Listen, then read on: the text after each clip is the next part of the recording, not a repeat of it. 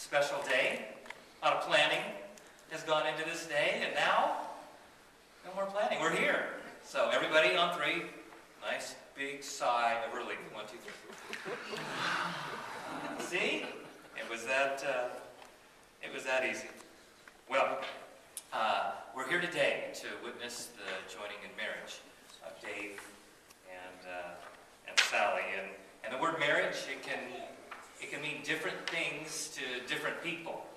So, remember hearing a story recently about a little 5-year-old girl. Somebody want to help out with that?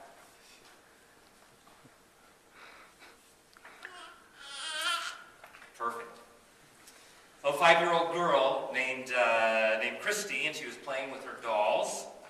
She recently had been to her aunt's wedding and was in process of kind of staging a mock wedding between the teddy bear groom and one of the other stuffed animals. She played the part of the minister. She looked at the teddy bear groom, and she said in a very, very deep voice, "I will now read you your rights. You have the right to remain silent. Anything you say may be held against you. You have the right to have an attorney present. I've now pronounced you husband and wife. You may kiss your bride." Probably not exactly what the pastor had said at the wedding. And there are many misconceptions about marriage these days, and it's easy to get things a little confused. And just to clear up a few facts, we're going to go over a couple of things about this covenant that God had created. Now, the Bible says, "He who finds a wife finds a good thing." And Dave, you have found a very good thing in Sally. The Bible also says in Proverbs 20, it says that most men will proclaim each his own goodness, but who can find a faithful man? And Sally, I believe that you have found a faithful man in Dave. Now, the design for marriage started way back in Genesis 2. We've gone over some of this in our premarital counseling, but we'll talk about it a little bit more.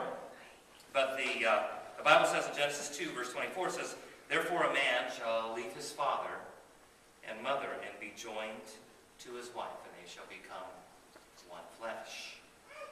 There are many references to marriage and weddings in the Bible, but the classic exhortations are in Ephesians 5. Actually, we have just spent 3 or 4 weeks on Sunday mornings going through Ephesians 5, so it's very, very good time for both of you.